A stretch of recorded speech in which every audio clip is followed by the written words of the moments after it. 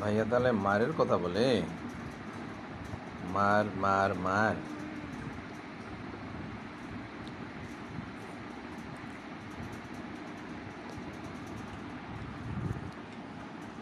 ভাইয়া কি বলে বাবা? মায়ের আমি নিষেধ করে দিব। হ্যাঁ,